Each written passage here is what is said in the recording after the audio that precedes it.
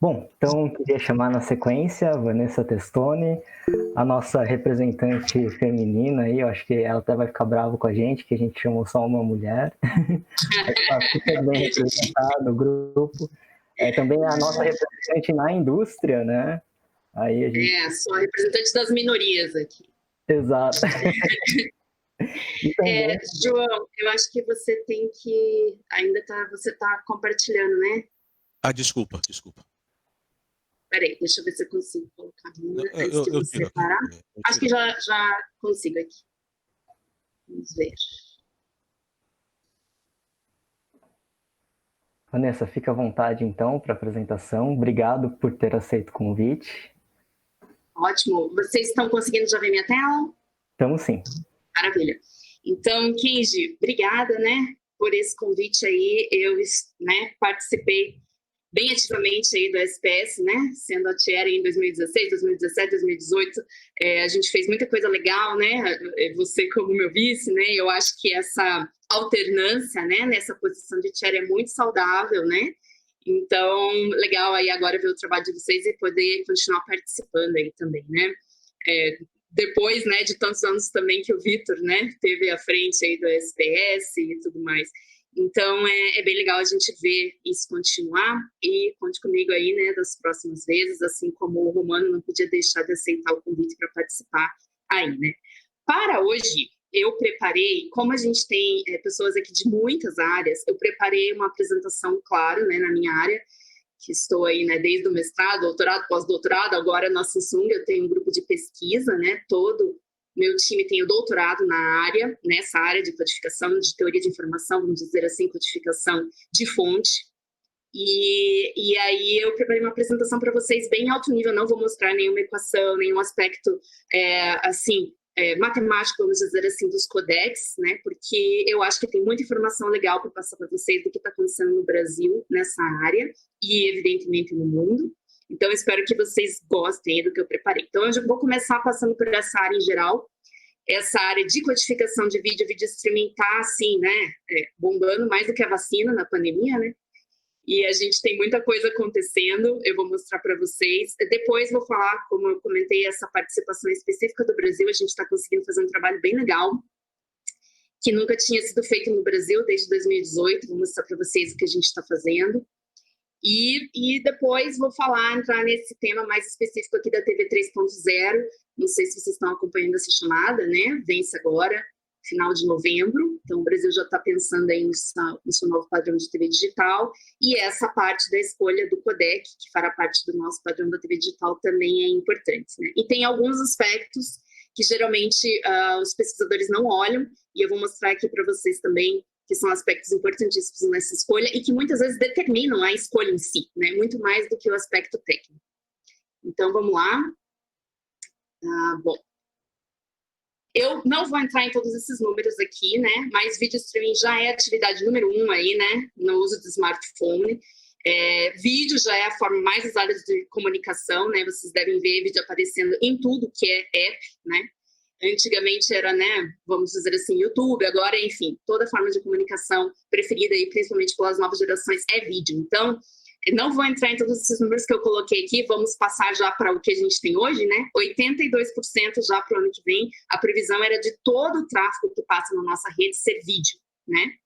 Então, só para dar uma dimensão, né, desses números, né, para o ano que vem, a gente vai ter 3,3 zettabytes, né, de dados, então, por mês. Isso significa, aí, trazendo para números, né, que a gente conhece, né, 1 bilhão de gigabytes, né, vamos dizer assim, mais do que isso por mês, tá? Então, é muito dado, é muito vídeo passando, então, vocês podem imaginar a importância da codificação, da compressão desses dados crescendo, né? Então, outra forma interessante que eu acho de ver esse número, a gente precisaria, né, até 2021, né, para cada segundo, né, a gente vai ter subindo aí na rede 1 milhão de minutos de vídeo passando pela rede. E a Covid só aumentou muito mais, né, essa estimativa que era anterior à Covid. Hoje em dia a gente depende cada vez mais de vídeo streaming, então vídeo streaming antes, não, né, para entretenimento, hoje em dia a gente tem vídeo on demand crescendo cada vez mais, live streaming, para relacionamentos, para segurança, né, vídeo surveillance, para educação, para saúde e para trabalho. Então, hoje em dia, a gente está 100% dependente aí do que a gente está fazendo exatamente aqui agora, né? Comunicação por vídeo streaming. E o resultado é que esse mercado, então, cresceu ainda mais, né? E a estimativa aí é que ele, né, para esse período de 2020 a 2027, seja um mercado multibilionário, né? 184 bilhões de dólares, aí se expandindo a uma taxa inacreditável aí, né? De 20,4%. Então, é um mercado crescendo muito, e que o Brasil até então estava de fora, a gente já entrou, vou explicar daqui a pouquinho. Então, só alguns números legais para vocês também terem a dimensão disso. A Netflix, né, ganhou aí 26 milhões de assinantes, já está se aproximando aí de 200 milhões de assinantes no mundo. O Brasil é o terceiro maior mercado da Netflix, só está atrás dos Estados Unidos e do Reino Unido, e a gente já é o segundo mercado maior em número de assinantes. Praticamente 20 milhões de brasileiros aí já assinam Netflix. Isso sem falar dos outros serviços, né? A Disney Plus está logo atrás, aqui no Brasil, obviamente, Amazon Prime, YouTube, a gente tem também Google Play, Facebook, Instagram, também são major players aí no nosso país. Outro número legal para vocês terem uma dimensão de como se cresceu o Zoom, né? O Zoom era uma startup praticamente antes da pandemia, e aí, ó, olha o número de crescimento deles, né? Em 2020, só em 2020, 183 mil novos consumidores de empresa. Isso sem contar todos os consumidores free, né? Escolas, né? Aqui mais de 100 mil K-12, né? Que eles chamam aí, crianças utilizando o Zoom para educação, isso no mundo todo. E mesmo com os problemas de segurança que eles tiveram, né? Vocês devem ter acompanhado aí no começo do ano, eles se refizeram e conseguiram aí aumentar. Aqui embaixo tem um dado muito interessante também, o quanto a ação do Zoom cresceu, né? Então, bom, números aí da nossa pandemia em termos de comunicação, né? Antes da pandemia, a gente já falava muito do crescimento do vídeo streaming também para novos tipos, né, de formatos de vídeo. Então, aí os nossos famosos XR, AR, VR, MR, né? Tudo que a gente fala aí de holografia, de comunicação imersiva, obviamente, a gente falou já muito hoje aqui em inteligência artificial para melhorar a qualidade de vídeo, já estamos fazendo muito isso. Cloud-based streaming, a gente fala de jogos online, a gente fala de muita coisa, blockchain também já em vídeo streaming e principalmente aqui aparecendo o 5G. Então, vídeo streaming já era desde o início um dos pilares do 5G, né, entendido aí como uma aplicação, digamos assim, que realmente ia fazer tudo isso acontecer, toda essa realidade imersiva que a gente espera, né, e holografia e tudo mais. E principalmente, né, acelerado, tudo isso devido à pandemia, então o que se esperava lá para frente chegando cada vez mais rápido, e agora também já se imagina que isso vai acontecer muito mais em smartphones ou dispositivos aí de baixo custo, né, nessa era do 5G. Então aí ainda mais aumenta a importância dos codecs, né, coloquei aqui embaixo os codecs, que na verdade é coder-decoder, né, video compression, tudo significa a mesma coisa para quem aí não é da área. A gente fala de vídeo, codificação de vídeo, às vezes parece que é para proteger a informação, mas na verdade é como a gente chama compressão de vídeo. Então os codecs têm essa finalidade principal de comprimir. Quando eles comprimem, eles codificam. Então, por isso que a gente usa os dois termos, né? E em especial aí para smartphones, isso é muito benéfico, né? Porque, claro, a gente tem um pouquinho aí de maior sobrevida na bateria do celular, que é o grande problema aí, né? De todo mundo que o utiliza, ou seja, realmente toda a humanidade hoje em dia, né? Para quem não conhece muito, eu vou agora entrar aqui num aspecto legal para ver como que isso se organiza, né? Como um codec é feito, um codec internacional. Para começar, para que a gente tem um codec? A gente tem um codec desses que vocês conhecem, MP4, né, HEVC, H264, para garantir o que a gente chama de interoperabilidade entre os vários devices. Então, quando a Netflix coloca lá um vídeo para que todo mundo assista, eu preciso conseguir assistir esse vídeo, né? A Netflix quer garantir isso em qualquer celular. Não interessa se ele é da Samsung, da Apple, da LG, enfim. Então, para isso existe esse padrão que é comum entre, digamos assim, todas as empresas e o mundo todo, porque o que a gente chama na bitstream ali, o que vem, né, em cada um dos bits desse vídeo, ele é padronizado. Então, vocês podem imaginar esse trabalho. É um trabalho que as empresas fazem, as universidades fazem, que é competitivo, porque cada um quer colocar um pedacinho da sua tecnologia dentro do codec, mas que, ao mesmo tempo, tem que ser colaborativo. Porque se a Samsung faz o seu codec e a LG faz o seu codec, você não tem um codec internacional, você não tem um padrão internacional, você tem um padrão proprietário. E aí a gente não atinge exatamente isso que a gente está procurando aqui, que é a interoperabilidade. Então, como é que isso funciona aqui na organização, digamos assim, das grandes associações de padrão?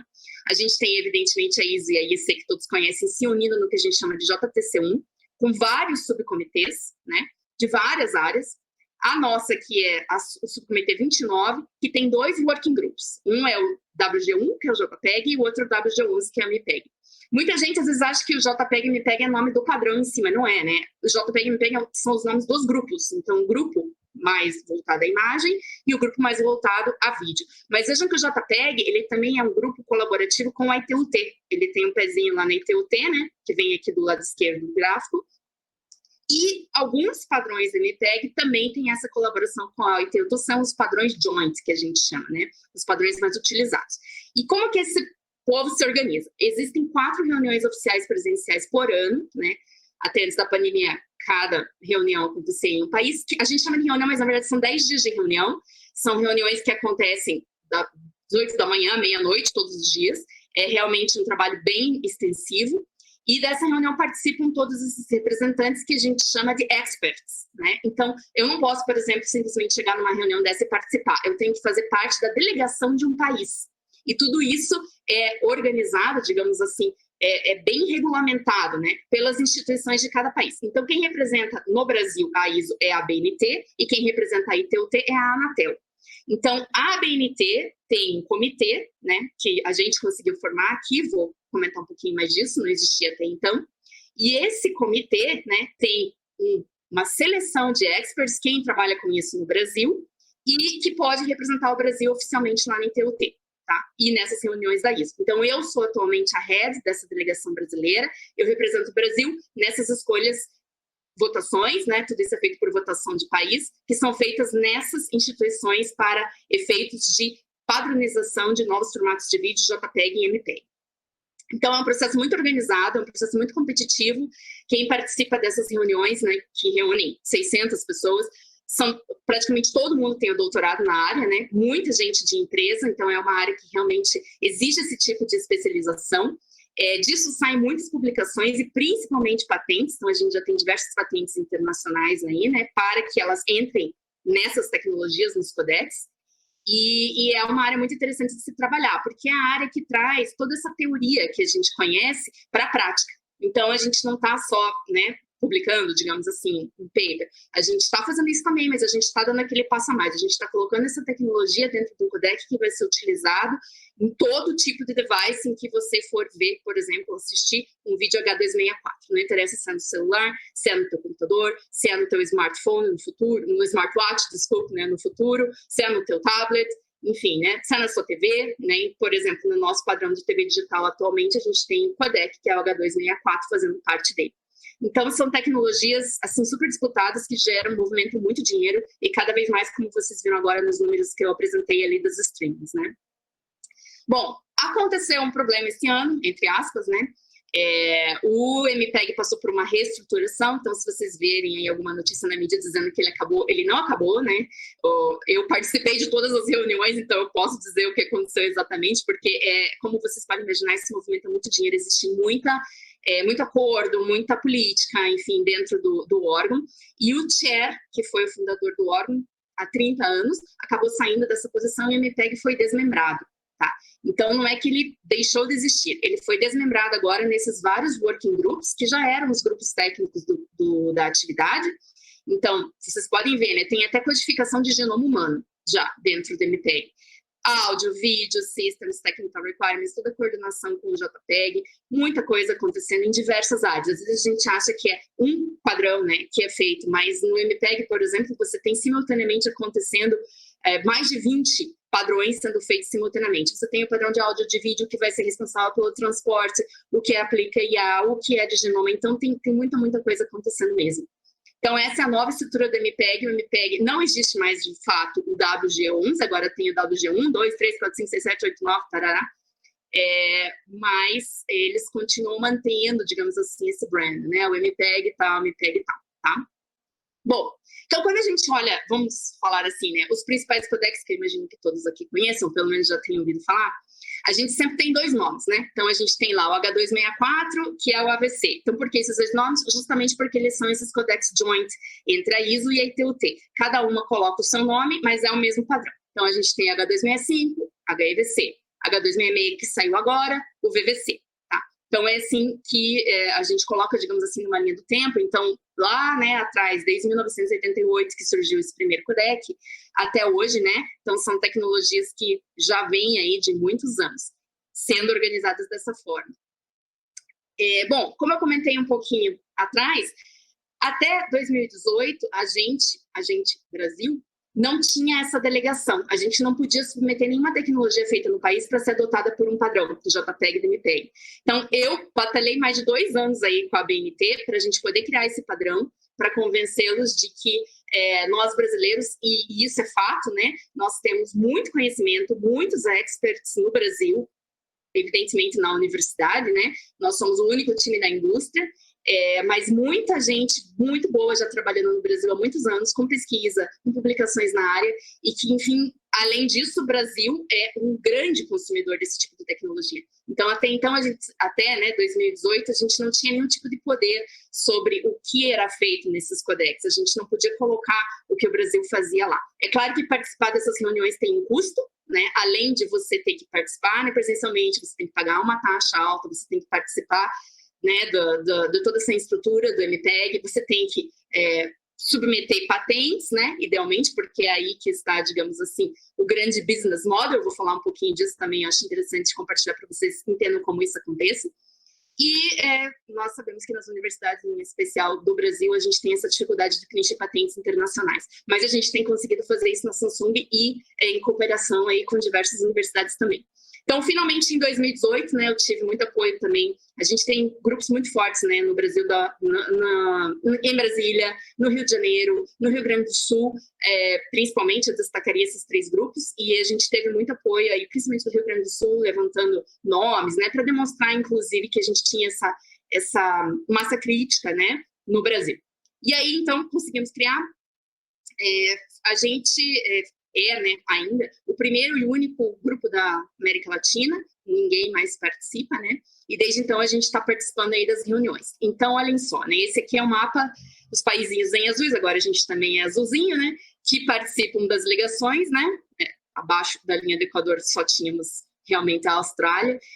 A Argentina, ela é aqui o que eles chamam de membro observador, que não tem poder de voto, de decisão, né? Então, ela é laranjinha. E aí a gente conseguiu, então, já fazer a nossa primeira contribuição. A gente já tem contribuições brasileiras adotadas nos padrões. E é sempre assim, né, pessoal? A gente faz o padrão antes dessa tecnologia aparecer em qualquer device, né?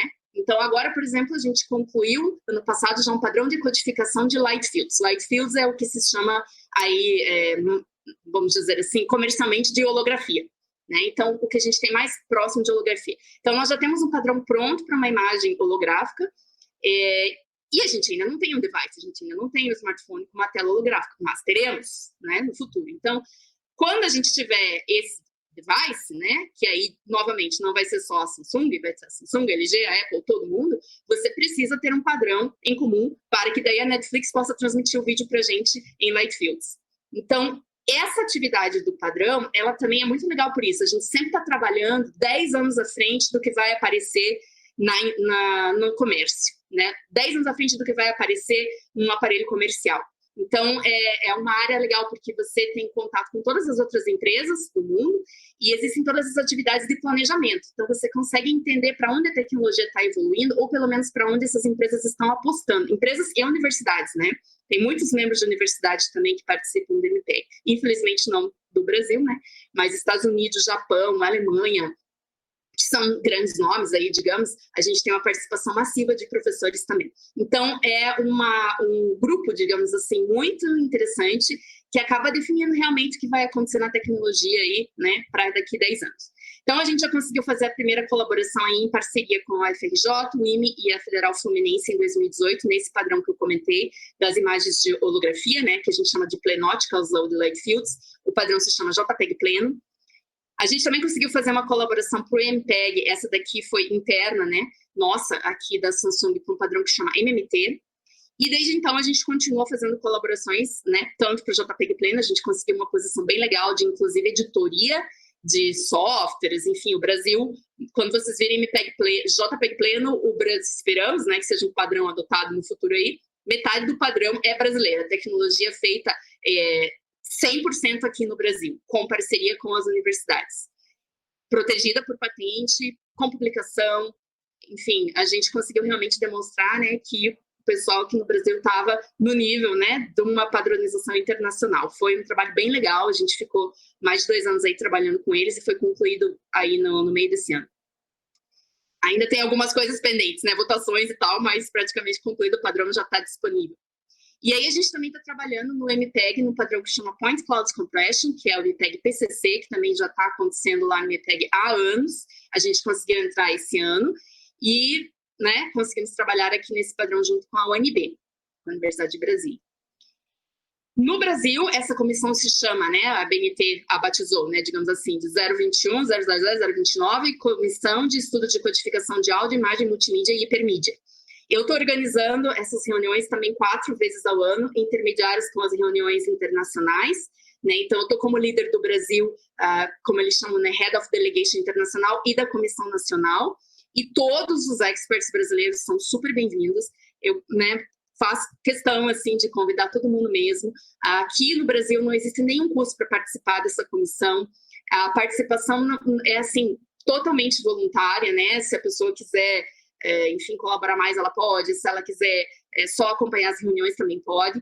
Esse é o primeiro nível de participação. O segundo nível de participação já exige que o expert, né, seja cadastrado no MPEG. Para as universidades, aqui a BNT não está cobrando nada, né? Ela só cobra realmente das empresas.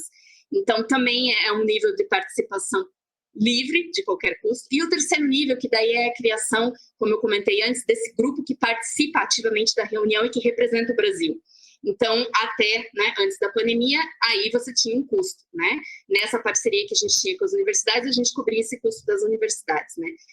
Você tinha um custo por quê? Porque você precisava ir presencialmente à reunião. Então, você tinha a viagem, você tinha a inscrição, né? Vários dias, como eu comentei aqui, né, de reuniões. Mas é esse o custo, e agora com a pandemia nem esse custo existe, né? Então, se os brasileiros quiserem, inclusive, e a gente tem visto isso, né? Nós temos vários brasileiros, a participação do Brasil aumentou assim significativamente durante a pandemia, porque as reuniões se tornaram online e sem custo. Então, a gente está vendo bastante gente, né? Assim, a gente tinha um comitê de 4 pessoas, né? Eu ia às reuniões, mais o professor, alguém da Samsung. Agora a gente deve ter uma participação de 10, 15 pessoas, talvez, por reunião. Então, deixa o convite aí, tá bem legal, para quem quiser participar. Infelizmente, a participação da Samsung também, devido à pandemia, vai diminuir, né? A Samsung tomou umas decisões estratégicas enfim, né?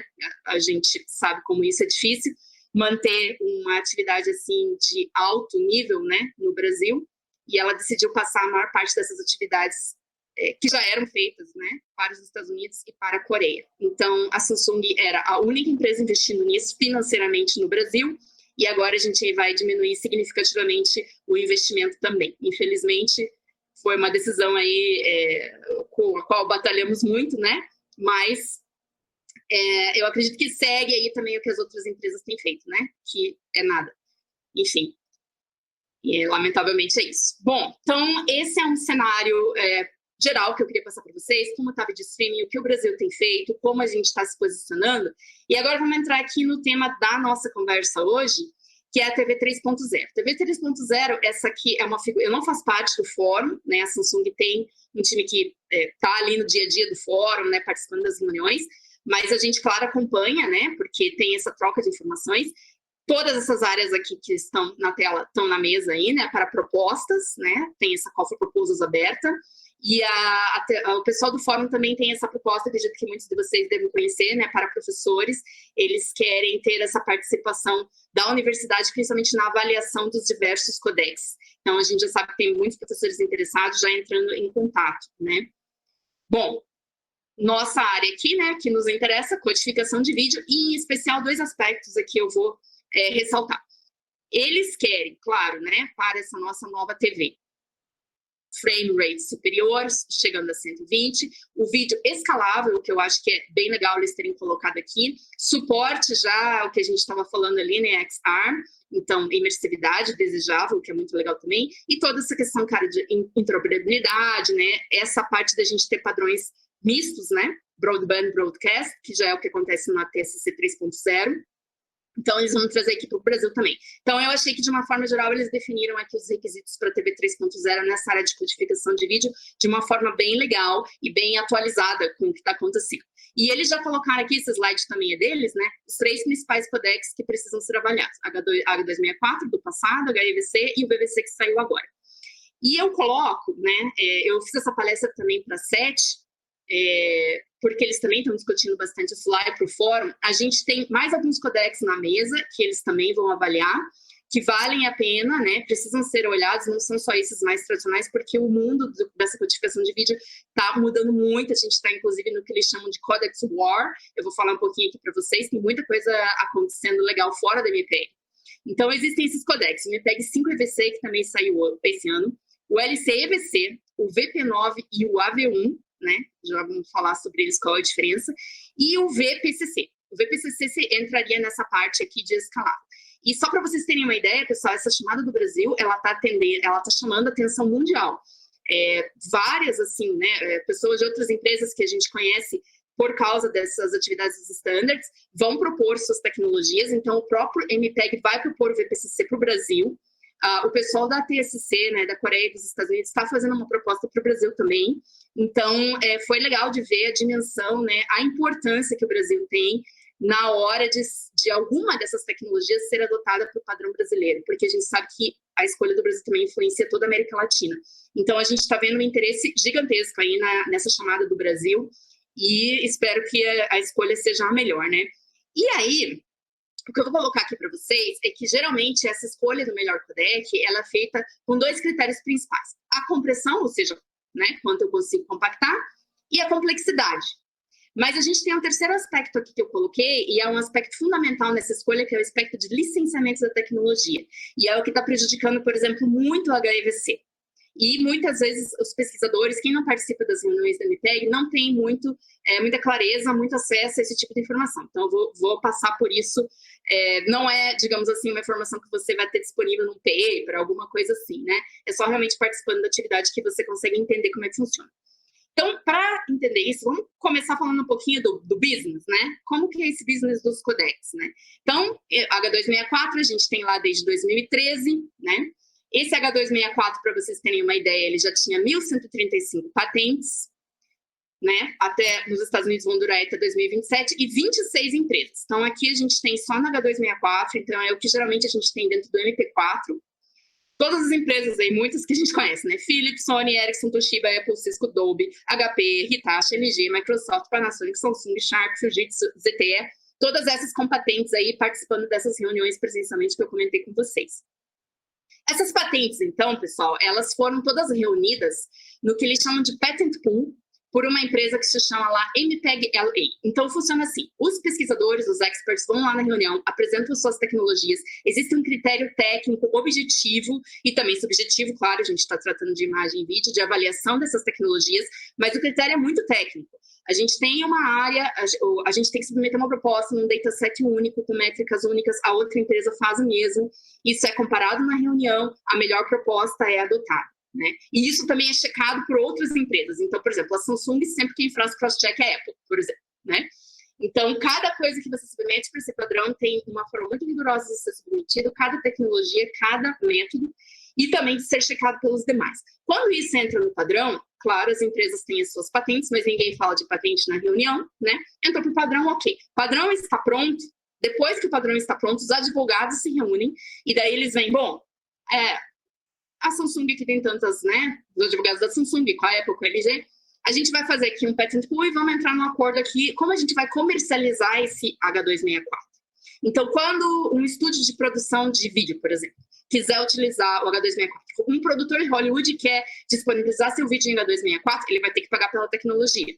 Como que ele vai pagar? Ele vai acessar esse pool, esse MPEG-LA, e esse pool vai dizer, olha, para você usar o H264 e distribuir em tantas cópias, você vai pagar X. E depois esse pool vai dividir entre os detentores da tecnologia quanto isso é para cada um, né? De acordo com as patentes que cada um tem, as patentes que são mais importantes, as patentes core e tudo mais. Então, é assim que funciona esse business, né, dos codecs. E, pessoal, isso é cobrado para tudo. Então, a Samsung, por exemplo, tem o celular e ela quer mostrar para vocês um vídeo em H264 renderizado que você está vendo na Netflix com rapidez. Então, todos os celulares têm chips dedicados para os codecs. Cada chip que a Samsung tem, ela paga um pouquinho de cada device para esse pool, para poder ter o H264. Então, pensem, todos os devices que vão mostrar vídeo para vocês, e tem que ter o H264, porque é isso que está disponível, por exemplo, na Netflix, na maior parte da rede, tem que pagar um pouquinho para esse pool. Então, é assim que acontece esse business, né? Explicando de uma forma geral. Ainda hoje, né, esse H264 é o padrão mais utilizado, ainda é o padrão preferido do YouTube, por exemplo. Se você for subir um vídeo lá, eles pedem para você que suba o vídeo MP4 com o codec H264. Então, vejam a tecnologia já de 2003, até hoje sendo aí usada. Aqui a gente ainda vê, né, o quanto isso é usado, né? Então, dados aqui que eu trouxe para vocês de outubro, H264 ainda dominante aqui 91%, e esses outros codecs que eu comentei já aparecendo, né? Então, o VP9 aqui já aparecendo, aqui em vermelho é a intenção, né, de adoção, e as colunas sólidas já é o que existe, né? Então, a V1 já com também essa intenção de crescer e tudo mais. Bom, o que acontece, né? Eu comentei com vocês que lá no H264 as empresas se reuniram, fizeram esse acordo e conseguiram, né, divulgar para todo mundo se sentir seguro como que eles precisavam usar o H264. Por que é importante você se sentir seguro? Eu digo, por exemplo, a Samsung, quando coloca um chip H264, se sentir segura de que ela está pagando pelos royalties. Porque se ela eventualmente utiliza uma patente que é do H264 e ela não pagou para os detentores, ela pode ser processada. Então, vocês veem aí sempre processos, né, milionários entre esses grandes gigantes, né, Apple, Samsung, por causa de propriedade intelectual. Então, claro, né, na hora que uma empresa adota uma tecnologia, ela quer se sentir segura que ela não vai ser processada depois por estar infringindo uma patente que talvez ela nem conheça. Então, o que aconteceu, né? 10 anos depois do H264, chegou o HEVC, né? Acho que eu vou falar um pouquinho do HEVC antes de falar esse slide, já que a gente está falando disso. HEVC, então, chegou lá em 2013, 2 vezes mais compressão do que o seu antecessor. Vocês, com certeza, conhecem todos esses bloquinhos aqui, né? A codificação da entropia, predição intra-inter, né? Todos os títulos de deblocking, as transformadas e tudo mais, muito em cima do seu antecessor, né? Então, realmente uma inovação incremental, vamos dizer assim, mas já suportando, né, vídeo 8K, frame rate alto de 120 frames por segundo, paralelismo, né, na sua construção. Porém, ele nunca conseguiu ser adotado, né? Ele chegou até a ganhar Emmys, né? Olha aqui que legal, eu gosto de mostrar isso aqui, porque você trabalhando com engenharia, você pode ganhar um Emmy. O HEVC ganhou um Emmy em 2017, que foi o prêmio de engenharia, e aqui nessa imagem, pessoal, é muito legal de ver, porque estão realmente os líderes de cada uma das empresas. Quando a gente vai nas reuniões, a gente encontra essas pessoas, né? Então, aqui tem a líder da Samsung, do Microsoft, da Qualcomm, da Apple, né? Mais gente da Microsoft, da Ericsson. Eu consigo reconhecer aqui o pessoal, né? Que são os do Fraunhofer, né? Nem vou colocar todos os nomes aqui, mas as pessoas que foram lá receber o Emmy são as pessoas, os engenheiros, os experts que estão lá no dia a dia trabalhando desde 30 anos atrás com esses codecs. E ano passado, o JPEG também ganhou um Emmy, né? Então, aqui também, novamente, os líderes que estão aqui, né, são, né, esses que eu comentei de cada uma das empresas. Então, realmente é uma tecnologia muito usada, né? Codecs, às vezes, a gente não tem dimensão do quanto eles são aí valorizados e importantes nesse mundo, né? Mas vamos voltar lá para o nosso exemplo, né? Então, o HEVC surgiu, muito bom, né? Mais eficiente, 2 vezes mais eficiente, 10 anos depois, porém, ele não foi adotado conforme esperado. E conforme vocês viram ali, o que a gente tem ainda na rede é H264. Por que a gente não tem essa adoção? Assim que saiu o H264, o HEVC, desculpe, as empresas não conseguiram se unir, novamente como elas fizeram 10 anos antes, e estabelecer um modelo de comercialização dessas suas patentes. Então, olhem aqui, por exemplo, como as patentes da H264, elas foram divididas, né? Mais empresas ainda do que 10 anos anteriormente, 10 anos antes, e muitas dessas legadas, né? Então, das patentes do HEVC, 31% legado já lá da H264. Então, esse daqui eram os dados de julho de 2018, né, das empresas. E aí, o que aconteceu? As empresas se dividiram, algumas achavam que deveriam cobrar mais, outras achavam que deveriam cobrar menos, fizeram 3 patent pools diferentes, aqui vocês podem ver, e várias delas patent pool nenhum.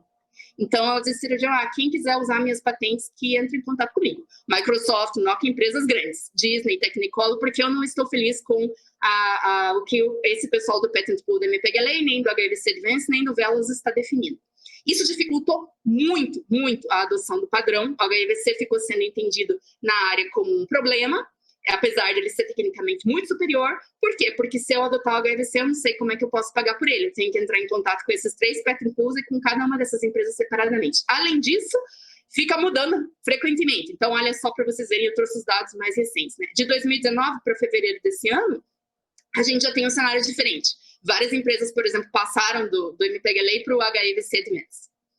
E então a gente continua, né, nesse cenário aí, por isso que eu quis trazer esse aspecto, digamos assim, da codificação de vídeo, que realmente determina a adoção do codec, muito mais do que o seu aspecto técnico. E aí vamos voltar aqui para olhar essa figura que eu acho que é bem legal também, né, para vocês terem uma dimensão do valor econômico disso no celular. O pessoal fez um estudo para um celular hipotético de $120, de $400, $120 era correspondente só à propriedade intelectual. Então, 30% do valor do celular já em 2014, né, mais do que o preço dos componentes físicos, já era propriedade intelectual. E quem são os culpados, né? Em primeiro lugar, o chip, né? Então, que a gente tem aí, 4G, futuramente 5G. Segundo lugar, Wi-Fi. E terceiro, já viu o codec, né? No caso lá do A264. Depois o sistema operacional, depois o MP3. Então, isso aqui só custo de propriedade intelectual que vai embutido aí no teu celular. Fora isso, né? A gente tem, claro, esse valor, digamos assim, de pagamento em royalties, mas a gente tem um outro aspecto da importância das patentes que é até maior do que esse do pagamento de royalties, que é o que a gente chama de cross-licensing. Então, nem tudo isso se converte em dinheiro, de fato, depois para as indústrias que detêm as patentes. A maior parte dessas patentes, elas são, de fato, trocadas entre as várias empresas. Então, a Samsung, eu tenho patente disso, eu tenho patente disso, então eles fazem esses acordos, eu não pago, você também não paga. Então, por isso que é muito importante para uma empresa ter um portfólio grande de patentes, né? E o terceiro aspecto, né? Então, a gente olhou pagamento de royalties, cross-license. O terceiro aspecto é que mesmo que você escolha não cobrar pela tecnologia, você tem que protegê-la para evitar que uma outra pessoa faça uma patente dizendo que a tecnologia que você fez foi feita por ela. Então, esses são os 3 motivos pelos quais a gente preenche patente aqui, né? Nessa área de codificação. Bom, então, voltando lá para o HIVC problema, na parte do licenciamento, né? Estamos nessa situação agora aqui, enfim, não sabemos ainda qual vai ser, né, o final, ainda está muito indefinido, sendo adotado, mas desse jeito que a gente viu. Agora, vocês viram lá que na H264 entraram, né, 1.300 patentes, né?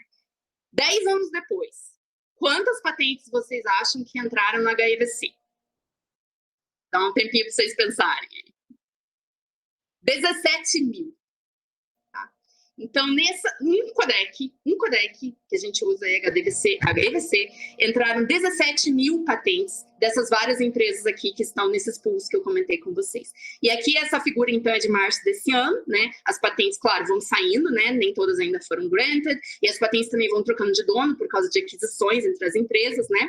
Mas aqui, em especial, a HIVC Advanced queria dizer, olha, dessas 17 mil, 10.700 são minhas. Então, se você quiser aqui licenciar a HIVC, você venha falar comigo, porque aqui o MPGLA só tem 3 mil, o Velos tem 4 mil e tal.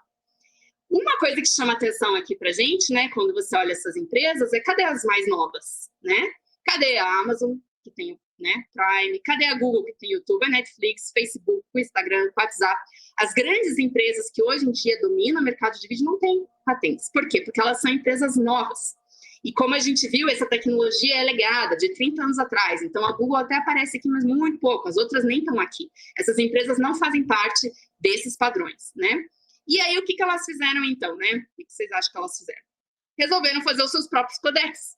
E isso criou competição e começou o que a gente chama, então, de Codec Award. E decidiram fazer esses codecs free, fora do MPA. Free, entre aspas, né? Porque eles nunca conseguiram fazer um codec free, de fato, sem infringir nenhuma dessas 17 mil patentes. Então, lá em 2008, saiu o primeiro VP8, que era só da Google, né? Na verdade, a Google começou, depois a gente tinha participação da Google com Mozilla, né? Que era forte nessa área aí, algumas outras empresas. 2009, eles lançaram a segunda versão, 2012, a segunda versão, que foi o VP9, também royalty free. Ele era entendido como um concorrente do próprio HEVC, também suportando 4K. E ainda aconteceu uma coisa legal aí, né? Porque a Apple suportava o MPEG, então a Apple não deu suporte ao VP9 nos seus devices, né? Nem no seu iPad, nem no seu iPhone. Então, se você quisesse ver vídeo 4K, por exemplo, deve ter acontecido com quem tem, né, iPad e iPhone, você não conseguia num device da Apple. Por quê? A Google, que era a dona do VP9, né, suportava no seu YouTube somente esse tipo de codec, e esse tipo de codec o teu device da Apple não conseguia ler, não tinha suporte. E aí, em 2015, então, essa turma fez o que, assim, né, realmente detonou a guerra dos codecs, que foi o Alliance for Open Media, ou o AOM. É entendido que isso aconteceu em 2015 muito por causa desse racha entre as empresas, por elas não terem conseguido se organizar para comercializar o HEVC. E aí eles fizeram um codec novo, né, que chama AV1, que tecnicamente é royalty free, como eu comentei, né? Quem tá nesse pool, né? Todas as outras empresas grandes que não estão lá. Então, enormes, né? Google, Mozilla, Netflix, Amazon, né? Fabricantes de hardware, AMD, Nvidia, suportando, a própria Microsoft está nos dois, né? Google, Cisco. Então, a gente tem aí agora um debate muito grande, pela primeira vez na história, né? Digamos assim, que o MPEG não tem a supremacia. A gente tem os codecs vindo desse novo Alliance, concorrendo aí e ameaçando, né, essa dominância, digamos assim, de tantos anos dos codecs que vieram lá do MPEG. E o próprio AV1 é um codec bom, né, é um codec que apresentou aí 30% também maior compressão quando comparado com o 24K, por exemplo, com o próprio HEVC. Porém, como eu comentei, eles dizem que o codec é free, né? Mas a gente sempre tem que olhar isso, né? Por que essas empresas todas se uniram para fazer um codec free fora do MPEG? Não é porque elas são boazinhas, né? Elas queriam fazer um codec free porque elas não gostam de propriedade intelectual. É porque elas não tinham as patentes dos demais codecs e elas queriam, e elas são realmente detentoras aí, né? Como eu comentei antes, da maior parte de apps e de serviços, né? Em que hoje a gente utiliza vídeo. Então, elas não queriam pagar royalties, né? Para o MPEG. Porém, o que aconteceu já ano passado? A Cisvel, que é uma dessas empresas que, enfim, de advogados, que eu não comentei, que licencia patentes, já foi lá, já fez uma chamada e eles já coletaram até março desse ano 1.050 patentes, que são patentes que são infringidas pelo AV1. Então, eles já foram lá e fizeram, olha, você, AV1, né? Você que quiser utilizar o AV1, na verdade, você tem que pagar aqui para todas essas empresas que detêm patentes que estão sendo infringidas pelo padrão que eles dizem que é free, mas não é. Então, é uma situação assim, muito interessante de acompanhar, né? Muda toda hora, mas que realmente determina o uso da tecnologia, né? O que a gente tem, né, no fim, disponível, né? E aí, inclusive, isso já está sendo até usado, né? Então, a Mitsubishi, por exemplo, em junho desse ano, já está até pagando a primeira licenciadora aí desse patent pool, porque ela quer ofertar o AV1, né? É claro que as empresas, né, uma escolha como a da Apple, que optou lá atrás, né, por não suportar o codec que era do seu concorrente, é muito arriscado, porque as empresas querem ter, enfim, disponibilizar todos os codecs para os seus clientes, né? Por mais que elas não estejam no patent pool. Então, dentro do Alliance for Open Media, as empresas que fazem parte do Alliance, elas têm um acordo de não se processarem entre si, mas as empresas que estão fora, não. Né? Então, a gente vê como é difícil, né? E não só isso, né? Já temos um novo codec, depois do HEVC, que saiu esse ano, que é o VVC. Essa daqui, pessoal, essas duas fotos aqui são as fotos que eu tirei. Essa foi a minha primeira reunião no MPEG. Isso aqui era umas 10 horas da noite já. Tá? Era a reunião, tinha mais de 400 pessoas na sala, era a primeira reunião lá em outubro de 2015, começou essa atividade, né? Isso daqui foi, né, mais ou menos em 2018, em abril, e era a reunião onde as empresas estavam lançando as suas propostas, então o reply para o call for proposals. Então, uma competição extrema aqui, né, para que as propostas dessas várias empresas, aquele pessoal que estava na foto do M estava aqui nessa sala 10 horas da noite, né? E todos esses dias. É realmente insano a competição. E, bom, VVC, então, chegando aí, novo codec, vocês vão ouvir falar dele, ou como H266, né, já suportando vídeo 360, HDR, uma gama maior de cores, fora tudo mais, né, de antes, 4K, 8K, SD, HD, com mais compressão ainda, né, do que os seus anteriores, mas uma complexidade muito maior também, 10 vezes mais complexo. Muitas empresas participando. E a gente, então, aí tem o VVC entrando esse ano como competidor e trazendo já, né, a mesma desconfiança. Como é que eles vão trabalhar as patentes? Então, já tem até um patent pool, né? Eles estão se organizando esse ano, aí, informações mais recentes que eu tenho para vocês. Já fizeram a primeira reunião em setembro desse ano, já tiveram 45 empresas participando, né? E eles querem tentar selecionar aí, digamos, um administrador desse patent pool que seja único, né? Então, é o que eles chamam aí de Media Coding Industry Forum, né? Então, aqui são as empresas que estão participando agora e todo mundo que participou, claro, do VVC, espera que agora eles consigam entrar no acordo, né? Para poder comercializar o VVC e não ter o mesmo fim do HVC. E não só isso, né? Então, tudo isso vai estar na mesa aqui para o nosso padrão de TV digital, né? Como que o pessoal vai escolher entre esses vários codecs, levando em conta esses aspectos do licenciamento, não só o que compacta mais ou o que é menos ou mais complexo, etc.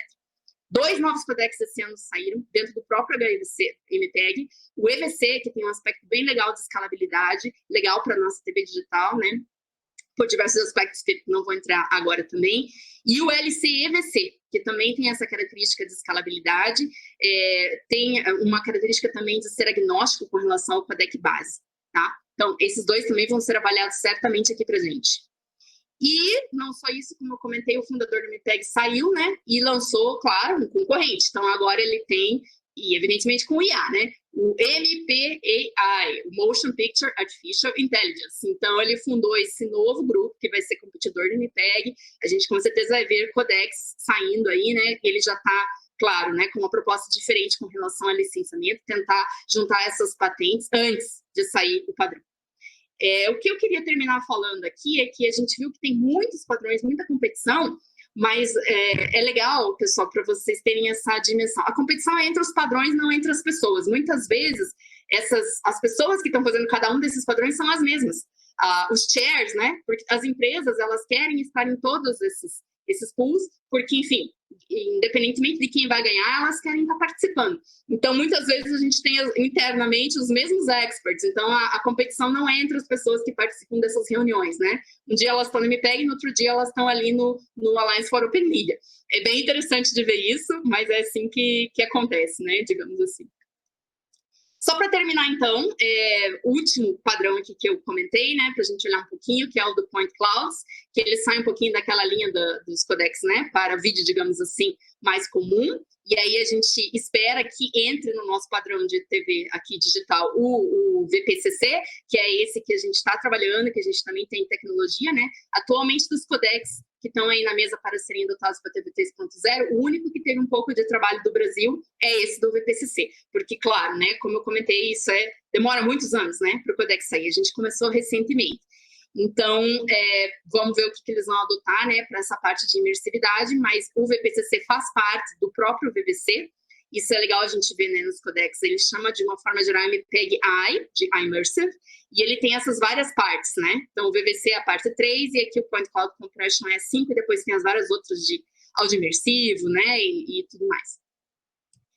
Bom, aqui só o timeline, então, do Point Cloud Compression, não vou entrar muito nisso, ele tem dois flavors, vamos dizer assim, né?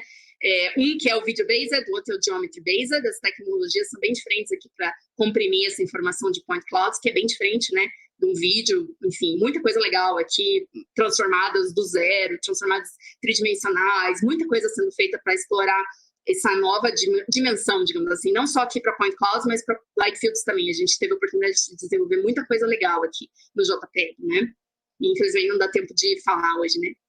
Mas, enfim, ele vai ser baseado, então, né, como eu comentei, ele foi dividido, né, nesses dois, o Video-Based e o Geometry-Based, e o Video-Based agora ele é baseado num outro padrão comum que a gente estabeleceu lá, né, que chama-se de V3C, então é o Visual Volumetric Video-Based Coding, tá? Mas a ideia é suportar tudo isso. A gente teve, então, mais recente, aí, 5 contribuições do Brasil em outubro de 2020, foi a última reunião, a próxima em janeiro, e nós somos membros, então, de uma das partes ali, que se chama Surface Light Fields, que é o que a gente chama de Plenoptic Point Clouds. Então, juntando os dois tipos de representação aí, né? Pessoal, era isso que eu gostaria de falar um pouco para vocês, então, como está esse cenário nacional, né, de codificação de vídeo, internacional, trazer para vocês esses aspectos que a gente tem acesso aí participando das reuniões, que são bem legais e a gente não encontra, né, em papers técnicos da área, e também falar um pouquinho aí sobre o que está na mesa, o que o pessoal do Brasil aí do fórum vai ter que encarar, né, na escolha desse codec para a nossa TV 3.0 a partir aí de novembro. Então, agora estou aberta a perguntas, espero que vocês tenham gostado e quero agradecer novamente aí o convite, né, do Kenji, Kazu, evidentemente, né, Tito, prazer em te conhecer, adorei o podcast, né, estou disponível aí também para conversas, adoro sempre conversar com os alunos, eu acho que isso é bem legal, claro que eu sei que a sua audiência não é só de alunos, né, mas eu entendo que, como você compartilhou a sua experiência de iniciação científica, a gente também viveu exatamente isso. Então, eu consigo me colocar no seu lugar e dos demais alunos e eu entendo como essa iniciativa é importante. Parabéns. Muito obrigado, Vanessa. Excelente palestra, inclusive. Kenji, Vanessa, eu já posso obrigado aí repassar pela... para Vanessa? Pode sim, Ô, você vamos me repassar. desculpa, é que já estava com uma engatilhada aqui até. Inclusive, acabou de chegar uma que acho que vai precisar de muita compressão aqui também. Olha o tamanho do texto. Mas vamos lá. Eu vou fazer primeiro aquela anterior. Vamos lá. Aqui ele coloca, né? Na sua opinião, compressão de áudio e vídeo por Deep Learning é só hype da academia ou tem algum futuro em aplicações práticas? Já temos até atividades, já temos até... no JPEG existe um grupo que chama MPEG AI, e a gente já trabalhou no codec, um dos projetos que a gente teve aqui na Samsung foi um codec de imagens com Deep Learning, e aí a gente tem a aplicação de Deep Learning de duas formas quando a gente fala de compressão. Vocês viram aquelas diversas caixinhas, né? Então, a caixinha da predição intra, da codificação da entropia, do filtro. Então, a gente já tem técnicas de Deep Learning, às vezes, sendo aplicadas em uma daquelas caixinhas, né? Por exemplo, filtragem já é muito usada. Não ainda adotado nesses padrões, né? No VVC, que vocês viram ali, a gente já viu várias contribuições, porém, muitas não foram adotadas no padrão final devido à complexidade, tá? Mas, assim, muitas já propostas. E a gente tem também o que a gente chama de end-to-end framework, que aí a gente sai totalmente desse passo a passo que a gente tem da codificação das diversas caixinhas, de fazer a quantização, a predição, a transformada, a codificação da entropia, e a gente vai fazer a aplicação de Deep Learning do começo ao fim. Às vezes a gente até aplica alguma coisa de predição, por exemplo, para vídeo, né? Coloca um passo, digamos assim, adicional no começo, né? Mas já tem end-to-end, inclusive a gente já participou de competição, CVPR, que é uma grande, né, conferência aí da área de computer vision, esse ano a gente participou, representando o Brasil, da competição de compressão de imagens usando Deep Learning fim a fim. Eles têm uma atividade, uma competição internacional que se chama CLIP. E foi bem legal participar dessa competição com o pessoal. Então, como eu comentei, tem essas competições, tem muita coisa na academia. E no JPEG já tem também esse JPEG AI, é a mesma ideia, né, de codificação fim a fim com Deep Learning. Eles ainda estão começando a atividade, né, ideal para quem quiser começar a participar. Então, eles estão no que a gente chama ali de levantação de requirements, né, fizeram já toda uma análise, né, já estão há alguns anos, porque eles precisam definir como a gente vai usar, quais são as métricas utilizadas, né, melhor para você poder avaliar a qualidade de uma imagem que foi comprimida dessa forma. Os artefatos gerados são bem diferentes, né, de um codec, como a gente chama de learned based, assim que a gente chama, né? Learned based. E um codec que segue esse passo a passo, né? Você vai ter blocagem quando você segue passo a passo, quando você vai ter deep learning, são outros artefatos. Então, é toda uma forma diferente de se avaliar também. Mas já está acontecendo, a gente estava, né, participando, como eu comentei, infelizmente agora a Samsung também reduziu a participação, mas para quem tiver interesse, JPEG AI também pode procurar aí, tem página, tem tudo que está acontecendo. Deep Learning, eu posso resumir dessa forma, não há como fugir na parte de compressão, tá? Não tem como. Vai realmente aparecer em tudo, e assim, a gente já está, né, tendo chips dedicados, né, processadores dedicados no celular, nas TVs, então, assim, esse, digamos assim, é o único aspecto que ainda barra, às vezes, da adoção de uma tecnologia, que é a complexidade, que realmente ela é muito maior, mas é questão de tempo. Então, assim, compressão de vídeo, quem não quiser investir em Deep Learning, né, acabou. Não tem escapatória. Perfeito, então, Vanessa. Acho que ficou bem respondido que de fato não é só hype. Muito bacana. Super hot topic. Tem uma outra pergunta aqui, vamos lá. Ela diz assim: o VVC é uma compressão muito mais complexa, correto? Isso significa que a transmissão, recepção, decodificação de todo o conteúdo dos dados se torna mais lenta, correto?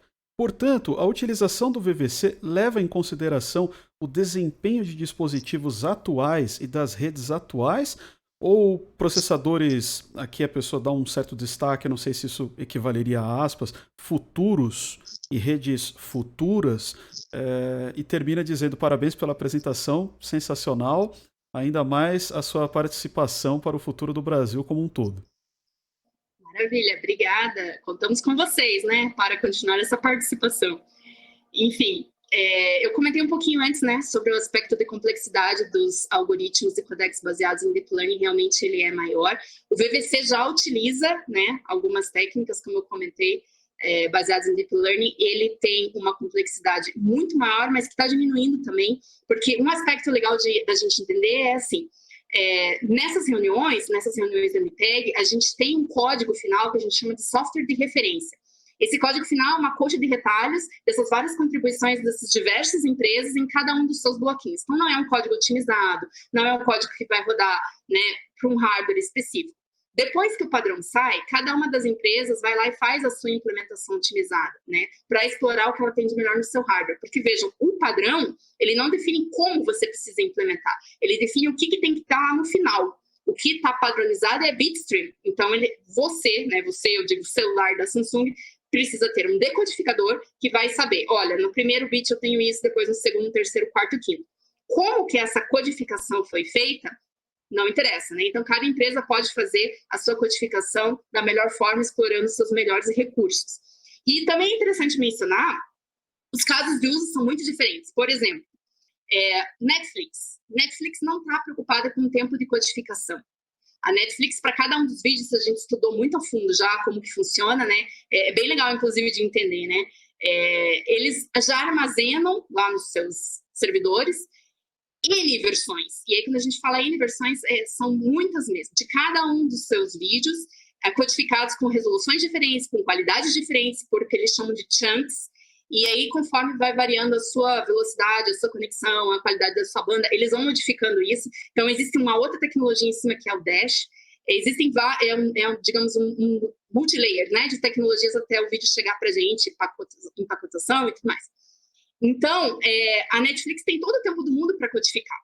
Não importa se um codec, e os codecs, né, na sua maioria, eles são assimétricos. A codificação demora muito mais do que a decodificação, porque as escolhas, né, são feitas na codificação. Então, as partes mais custosas, digamos assim, do codec, que é compensação, estimação de movimento e coisas assim, em que são feitas diversas escolhas, né, isso tudo roda na codificação. A codificação na Netflix roda lá no servidor, eles podem deixar dias rodando.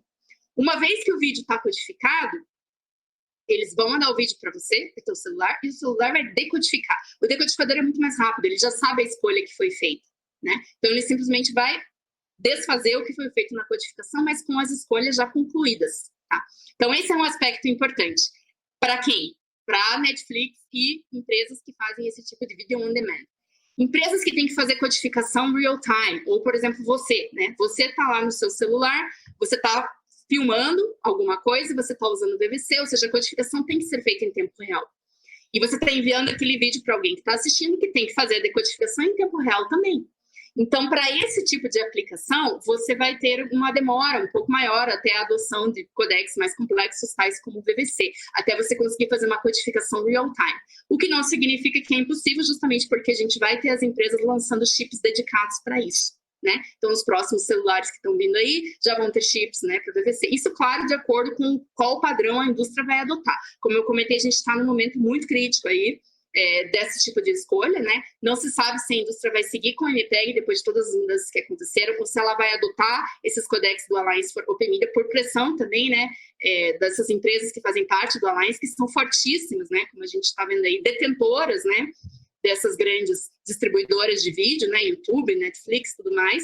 Então, a gente ainda não sabe para qual caminho a indústria vai seguir na hora de adoção desses padrões, né? Mas também não muda muito, porque o AV1 também é complexo e já também está chegando o AV2, né? Ano que vem a gente já vai ter o AV2, que também vai ter Deep Learning. Então, a parte da complexidade não tem como fugir, ela vai estar aí e é assim mais ou menos que a adoção vai acontecer. Mas, é claro, você só vai ter isso disponível, né, no celular, etc., quando a gente tiver hardware suficiente para suportar. Mas não vai demorar muito, né? A previsão aí é que ano que vem isso aí já vai estar chegando e os primeiros suportes, né, já vão começar a aparecer aí nas TVs, celulares, etc., já por ano que vem.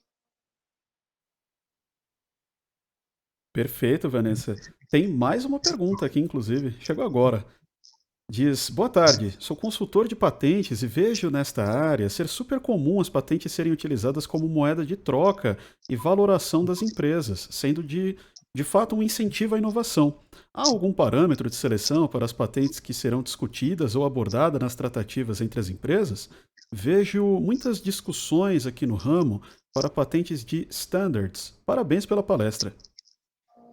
Com certeza, eu comentei um pouquinho ali sobre essa questão do cross-licensing, que é justamente isso que você está falando, a troca de patentes entre as diversas empresas. É um assunto super importante. A gente vê que no Brasil, as empresas, as startups, muitas vezes não dão a devida atenção, e claro, né, a gente tem uma deficiência aí do nosso INPI, né, que demora muito para conseguir, mas já foi pior, né, hoje eles já estão, digamos, um pouco mais rápidos, mas existe muito esse debate, né? O que vale uma patente no Brasil, por exemplo, né? Mas aqui a gente não está tratando de patentes do Brasil ou tecnologia brasileira, a gente está tratando de uma tecnologia internacional. Então, quando a gente faz uma tecnologia, como eu comentei, desenvolvida aqui no Brasil, a gente preenche a patente também nos Estados Unidos, né? Também preenche na Europa, aqui no caso dos padrões a gente preenche na Samsung nos Estados Unidos. Então, o custo é muito alto, né? Claro, para as empresas grandes mesmo que conseguem cobrir o custo. Depois do custo da submissão, você tem o custo de manutenção dessa patente, que você precisa continuar pagando por ela, né?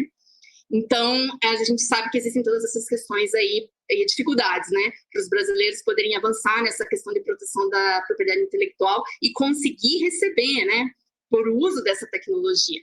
E fazer a diferença, né? Digamos assim. Então, agora, a partir do momento que você tem essa patente, você vai lá para o standard e você coloca a sua contribuição, isso é o primeiro passo para a gente conseguir fazer tecnologias que vão satisfazer as necessidades brasileiras de uma forma melhor. Então, a gente pode começar a participar, por exemplo, no futuro, das próprias reuniões de requirements. Talvez a gente tenha alguma necessidade no Brasil, né, que a gente não tenha fora. Alguma aplicação que no Brasil é muito utilizada, por exemplo, que não tenha fora. E com isso a gente consegue também começar a influenciar e definir o cenário internacional da tecnologia na área. Então, a gente ainda tem muitos passos até chegar lá, né? Mas,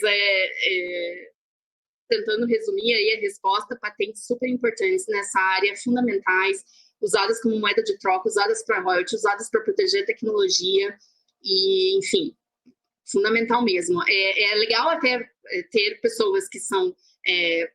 digamos, tem experiência nisso, né, no Brasil, não só os engenheiros, mas na parte dos advogados também. A gente trabalha com escritórios de advocacia no Brasil, na Samsung, para preencher a patente final. A gente escreve a patente, mas as claims, né, os juridiquês, eles escrevem, e a gente vê que é uma área que, puxa, tem muito para crescer também, né, ainda no Brasil aí. A gente fala de patentes aqui, né, mas vocês devem saber aí, né, que 5G, por exemplo, é uma batalha de patentes, assim, que é muitíssimo maior.